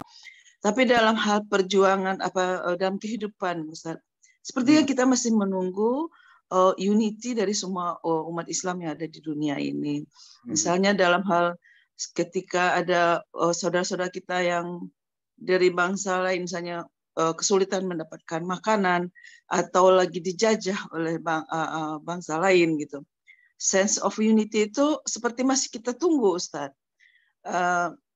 Karena negara-negara Muslim itu belum terlihat unity-nya, Ustaz. Itu saya ingin minta penjelasan lebih jauh dari Ustaz. Jazakallah khairan, Ustaz. Maaf, jadi saya tidak mengatakan tadi Muslim ya yang apa namanya menjadi lebih kuat dengan tekanan dan tentangan. Karena ada Muslim yang kemudian dengan tekanan dan tentangan kemudian kehilangan pegangan. Dan itu terjadi di mana-mana. Orang Islam kali ya, Ustaz. Ya. Tapi yang saya maksud adalah agamanya. Agamanya ya. Ya, jadi agama ini nggak akan pernah hilang. Agama ini nggak pernah terkalahkan. Agama ini tidak pernah dilemahkan dan akan lemah. Islam itu akan selalu kuat dengan caranya Allah sendiri. Ya. Jadi siapapun yang berusaha melawan agama Islam itu tidak akan bisa menang melawan agama Islam. Bisa saja menang melawan orang Islam. Karena orang Islamnya tidak attach, tidak terhubungan dengan Islam. Begitu kita tidak terhubungkan dengan Islam, maka kita hilang kekuatan. Disitulah kemudian orang Islam mudah terkalahkan. Tapi orang Islam yang berpegang teguh kepada Islam, orang Islam itu akan menjadi kuat. Maka kalau kita melihat kenapa orang Islam begitu mudah dilemahkan, begitu mudah diintimidasi, begitu mudah terzalimi dan tidak punya daya untuk menghadapi kezaliman atau melawan kezaliman itu karena kita sudah melepaskan diri dari Islam yang menjadi sumber kekuatan itu. Karena al-Islam ya'lu wa la yu'la alaih. Islam itu tinggi dan tidak pernah direndahkan. Walillahil izzatu wa lirasulihi wal mu'minin. Kemuliaan itu milik Allah, milik Rasulnya, milik orang yang beriman. Tapi begitu orang-orang tidak ada imannya itu, maka tidak ada kemuliaan di situ. Maka sekali lagi, Islam yang saya maksud itu, Islam tadi, itu semakin ditekan, itu semakin melompat dia. Dan itu terjadi di Amerika. Orang Islam banyak yang menjadi lemah karena kejadian 9/11, tapi Allah menggantinya dengan orang Amerika yang justru masuk Islam. Ada orang Islam yang kemudian menjadi lemah karena 9/11, ketakutan, tidak mau pakai jilbab lagi, wanitanya gitu. Tapi justru orang Amerika banyak yang belajar Islam dan masuk agama Islam karena itu cara Allah untuk selalu menjaga agama ini. Ya. Jadi itu yang saya maksud tadi ya. Saya kira begitu. Mungkin itu pertanyaannya. Baik, Pak Waris Syadeli ya. Silakan. Ini terakhir sekali barangkali ya. Assalamualaikum warahmatullahi wabarakatuh. Ya, terima kasih Ustadz Imam Samsi Ali. Kami di sini masih pagi nih, Pak Kiai. Ya. Alhamdulillah, terima kasih atas tausiahnya yang sangat luar biasa. Saya tertarik dengan kata-kata Ustadz tadi terkait dengan jangan sampai kemudian kita mayoritas merasa minoritas. Nah, itu satu optimisme baru dalam kita beragama. Karena realitasnya kita yang mayoritas ini kalah dalam dominasi minoritas. Kebetulan saya di Banten, Ustadz juga ingin menjelaskan duduk perkara terkait dengan relasi minoritas dan mayoritas. Nah, nanti kaitannya dengan materi ini. Nah, di Banten terkait dengan gereja, mohon maaf, gereja yang ramai diperbincangkan, itu ada fenomena dominasi minoritas yang cenderung berhasil melalui narasi-narasi yang dalam kata lain cenderung label terhadap mayoritas. Karena realitasnya tidak seperti yang yang seperti ramai itu. Nah, saya coba lihat fenomena ini juga tekanan terhadap contoh kasus di Cilegon itu muncul juga dari grup Vatikan. Saya coba lihat amati seperti itu. Nah, karena realitasnya negara kita sudah mengamankan kerukunan beragama itu melalui kesepakatan dua menteri itu. Nah, dalam kesepakatan itu ada persyaratan yang harus dipenuhi, yakni izin dari warga. Nah, ada dominasi minoritas di sini adalah masyarakat saat itu iming-imingi dengan uang dan sebagainya. Sehingga kemudian ada penandatanganan dari beberapa warga yang memang dikompensasi atau kemudian diberikan uang dan sebagainya. Nah, lebih besar lagi kita lihat bagaimana dominasi minoritas ini juga masuk dalam sektor-sektor kehidupan yang lainnya. Seperti itu. Kami di Banten menyaksikan di Tanah Lebak itu dominasi minoritas sangat luar biasa. Terutama kristenisasi dan sebagainya. Bagaimana kita menghadapi ini dengan topik tadi, dengan gagasan Ummah of Leadership, atau kemudian kita tidak merasa lemah yang mayoritas. Makasih. Assalamualaikum warahmatullahi wabarakatuh. Waalaikumsalam warahmatullahi wabarakatuh. Ini menjawabnya bisa panjang, tapi saya kira bisa diikuti pada beberapa ceramah yang akan datang. Tapi intinya begini. Innallaha la yughayyiru ma biqaumin hatta yughayyiru ma bi anfusihim. Allah tidak akan merubah nasib sebuah kaum. Kaum ini termasuk kaum Islam atau umat Islam. Hatta yughayyiru ma bi anfusihim, sampai mereka melakukan perubahan pada diri mereka. Kalau kita melihat sejarah, dan ini juga fakta yang disampaikan oleh Allah dalam Al-Quran, umat ini tidak akan kuat kalau selalu merasa bahwa kekuatan itu harus dari orang lain, atau kelemahan yang ada pada dirinya itu karena orang lain. Bayangkan Rasulullah SAW di Perang Badar, 303 orang melawan 1000. 2 kuda melawan 100 kuda. Tapi orang Islam ketika itu sangat percaya diri, self-confidence. Bahwa mereka sedang berpegang kepada kebenaran dan mewakili kebenaran. Dan karenanya, karena masih attach sangat kuat kepada kebenaran itu, maka dia memiliki kekuatan. Dan itu menjadikan mereka menang di Perang Badar gitu. Nah sebaliknya ketika di Perang Hunain misalnya, id a'jabatkum kathratukum, Perang Hunain, di mana umat Islam ketika itu lebih dominan, mayoritas gitu. Tapi ada kesalahan mentalitas di mana perasaan mereka lebih mayoritas, lebih aman, tidak akan dikalahkan lagi. Ternyata dikalahkan, hampir dikalahkan gitu, atau dikalahkan ketika itu umat Islam. Artinya apa? Umat Islam itu ketika berada pada situasi seperti itu, yang pertama dia harus lihat adalah, sering saya mengatakan dengan istilah bercermin. Kita harus bercermin. What is wrong with us? Apa yang salah dengan kita? Apa yang salah dengan kita? Maka seperti tadi disebutkan dan diakui secara langsung bahwa Kristen berkembang di sebuah tempat itu karena orang Islam bisa disuap gitu. Nah pertanyaannya kenapa mau disuap gitu? Kenapa mau dikasih Indomie untuk datang nyanyi-nyanyi di gereja misalnya kan? Walaupun tidak masuk Islam, orang Islam itu kadang nggak masuk Islam tapi datang untuk mendapatkan Indominya begitu dan lain sebagainya. Maka pertanyaannya adalah kenapa mereka bisa melakukan itu? Karena terkadang kita nggak punya pertahanan. Maka perubahan yang pertama harus kita lakukan adalah kita harus membangun pertahanan itu. Pertahanan itu apa yang pertama adalah pertahanan self-confidence. Bahwa iman kita ini, Islam kita ini adalah segala-galanya dan itu yang menjadi sumber kekuatan kita, sumber kekayaan kita, sumber izzah, kemuliaan kita, kehormatan kita. Kita nggak akan menggadaikan itu dengan apapun. Yang pertama. Yang kedua, kita juga pada akhirnya akan tertumbuk dan menjadi lemah kalau hanya selalu pada rasa saja. Maka harus diwujudkan. Bagaimana cara mewujudkan?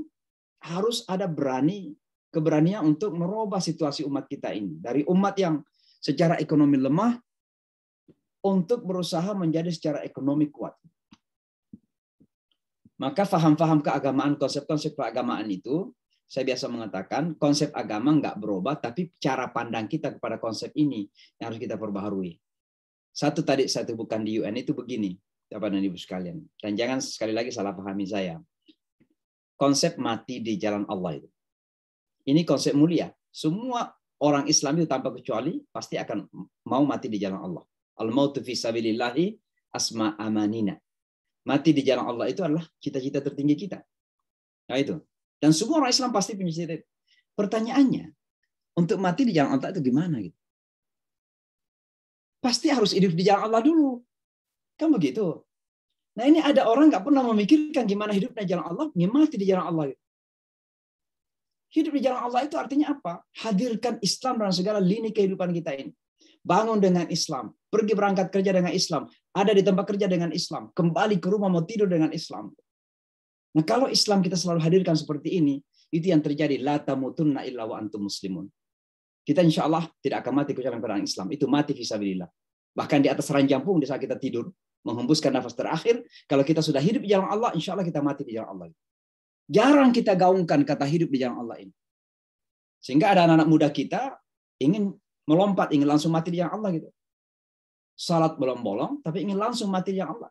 Karena jalan cepat. Saya kira konsep-konsep seperti ini harus kita rubah. Termasuk zakat itu. Zakat bukan sekedar memberi. Gimana mau memberi kalau secara ekonomi lemah? Kita memberi 2,5%. Tapi pemasukan kita cukup untuk kita makan. Gimana kapan membayar zakat? Maka makna zakat bukan sekedar memberi, tapi lebih dari itu artinya makna harus memiliki ekonomi yang kuat, perekonomian yang kuat. Dengan cara-cara faham seperti ini, dengan self-confidence tadi dan pemahaman agama seperti ini, kita berusaha, kemudian kita merubah keadaan umat kita ini. Termasuk menghadapi kepemimpinan itu. Menghadapi musim pemilihan kepemimpin gitu. Nah, umat Islam jangan kemudian hanya bersiap-siap menerima uang suap ketika mau voting gitu. Mau milih dikasih 500.000, 300.000. Ganjaran untuk 5 tahun 300.000. Karena untuk memilih. Ini umat Islam selalu berada dalam situasi seperti ini. Kapan? Gitu. Dan oleh karenanya kembali kepada tadi, innallaha la yughayyiru ma biqaumin hatta yughayyiru ma bi anfusihim. Mari kita berani melakukan perombakan. Jangan selalu kita melompat menyalahkan orang lain kalau kita punya permasalahan. Kerap kali harus kita bercermin dulu. Kalaupun kita tahu bahwa orang lain berusaha melakukan tipu muslihat, ya percaya saja bahwa orang punya kepentingan. Mereka punya kepentingan untuk mengalahkan kita. Mereka punya kepentingan untuk menghalangi kita. Tapi kenapa kita bisa dihalangin? Kenapa kita bisa dikalahkan? Ya, kita tahu mereka punya wa makaru. Kan Al-Quran sendiri mengatakan wa makaru. Mereka punya makar kok. Wa makar Allah. Kan begitu. Nah, kalau kita sudah tahu bahwa mereka punya makar, kenapa kita tidak memperkuatkan diri agar kita tidak termakan dan menjadi korban dari makar-makar orang lain? Kan begitu ceritanya. Wallahu a'lam bishawab. Ini cerita panjang, tapi mudah-mudahan bermanfaat insyaallah. Saya kira itu ya. Yang terakhir sekali ini ada Pak Amir Mahmud ini. Terakhir sekali, setelah ini mungkin saya akan tutup zoom-nya gitu. Silakan Pak Amir Mahmud.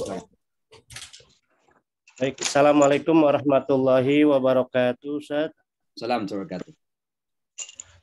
Izin ya, terima kasih atas pencerahannya, Ustaz.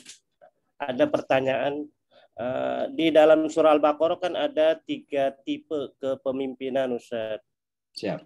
Yang pertama tadi ada Adam, yang kedua Bani Israel, dan ketiga Ibrahim.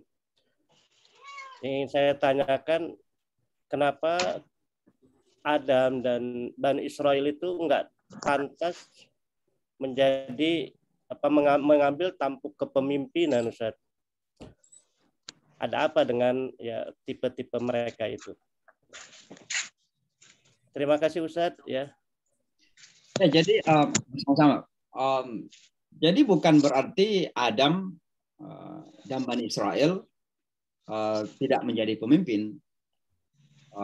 Yang saya sebutkan tadi itu bahwa di surah Al-Baqarah ini ada 4 kisah atau ada 3 kisah yang kemudian dikaitkan kepada umat.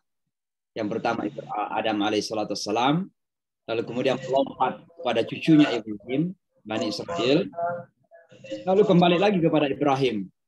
Nah, nanti setelah Ibrahim ini kemudian dikaitkan dengan Ka'bah, dengan Islam, dengan umat Islam gitu. Nah, untuk menunjukkan bahwa Ibrahim alaihissalam ini adalah nabi para nabi, bapak dari para nabi, dan nabi yang diperintahkan kepada kita untuk kita ikutin, wattabi'u millata Ibrahim gitu. Nah, Adam alaihissalam ada bapaknya seluruh manusia. Maka tentu pada kapasitasnya beliau juga adalah pemimpin gitu ya. Bani Israel juga demikian, karena di kalangan Bani Israel itu kan ada nabi-nabi juga. Makanya Ibrahim alaihissalam ketika meminta agar anak cucunya diberikan kesempatan menjadi pemimpin, Allah hanya mengatakan la yanalu ahdi zalimin. Orang yang zalim tidak akan menjadi pemimpin. Tapi yang tidak zalim akan diberikan kepemimpinan. Maka ada Yahya jadi pemimpin, jadi nabi maksudnya. Ada Yakub jadi pemimpin nabi. Ada Yusuf jadi pemimpin nabi. Bukan cuma nabi, tapi jadi raja di Mesir atau jadi menteri kabulok di Mesir misalnya kan. Kemudian turun sampai Nabi Sulaiman, Nabi Musa, Nabi Harun, ya sampai kepada Nabi Isa, Nabi Yunus, ya, dan seterusnya. Itu pemimpin semua itu. Ya, itu bahagian dari wa min dzurriyyati, dan dari anak keturunanku juga jadi pemimpin ya Allah, dari Ibrahim gitu kan. Maka mereka semua adalah pemimpin pada kapasitasnya. Tapi Ibrahim kemudian secara khusus oleh Allah dijadikan pemimpin yang khusus bagi seluruh manusia. Bagi seluruh manusia. Nah, kenapa jadi pemimpin seluruh manusia? Karena Ibrahim itulah bapaknya para nabi. Abul Anbiya gitu yang kita kenal. Nah, dari sanalah kemudian turun banyak sekali para nabi yang menjadi pemimpin manusia. Musa kita tahu menjadi pemimpin dan lain sebagainya, termasuk Muhammad Sallallahu Alaihi Wasallam menjadi pemimpin dari kalangan Bani Ismail, anak cucu Ismail. Ya. Jadi tadi bukan berarti Ibrahim bukan pemimpin, Bani Israel juga bukan pemimpin, walaupun Bani Israel itu penuh dengan drama, penuh dengan hiruk pikuk, drama-drama itu. Tapi ada di antara mereka, makanya kan Al-Quran sendiri mengakui, wadhkuru ya Bani Israel wadhkuru ni'mati allati an'amtu alaikum wa anni faddaltukum 'alal alamin. Jadi mereka diberikan keutamaan-keutamaan. Salah satu di antaranya wa ja'alna minhum a'immatan. Itu Bani Israel maksudnya di situ. Dan kami jadikan di kalangan sebagian di antara mereka a'immah, pemimpin. Itu Bani Israel itu maksudnya. Wa ja'alna minhum a'immatan yahduna bi amrina lamma sabaru wa kanu bi ayatina yuqinun. Surah As-Sajdah. Kalau nggak salah atau surah apa gitu. Itu mengenai Bani Israel. Berarti di antara mereka ada pemimpin juga. Tapi Ibrahim kemudian menjadi tokoh, figur sentra daripada umat ini, karena Ibrahim telah menyempurnakan seluruh perintah-perintah Allah dan diangkat secara khusus Allah untuk menjadi pemimpin bagi manusia. Inni ja'iluka linnasi imama. Saya kira demikian, mudah-mudahan bermanfaat insyaallah Bapak dan Ibu sekalian. Mudah-mudahan Allah reda kepada kita semua dan mudah-mudahan kita selalu dijaga dalam hidayah hingga kita kembali kepada Allah dalam keadaan radiyah, mardiyah, dalam keadaan reda dan ridha insyaallah. Kita akhiri dengan doa kafaratul majlis. Subhanakallahumma bihamdik asyhadu an la ilaha illa anta astaghfiruka wa atubu ilaik. Assalamualaikum warahmatullahi wabarakatuh. Waalaikumsalam Waalaikumsalam warahmatullahi wabarakatuh. Jazakallahu khair Ustaz. Imam Safriari. Warahmatullahi wabarakatuh. Ya walafiat Ustaz. Kembali Ustaz. Assalamualaikum. Terima kasih Ustaz, izin Dev. Siap, insyaallah. Saya karena ada sama insyaallah. Salam untuk semuanya. Saya harus keluar karena ada lagi Zoom jam 10 waktu New York ini. Terima kasih Ustaz. Salam dari Bandung. Assalamualaikum. Waalaikumsalam. Terima kasih Ustaz. Assalamualaikum dari Padang Ustaz. Insyaallah. Assalamualaikum. Waalaikumsalam warahmatullahi wabarakatuh.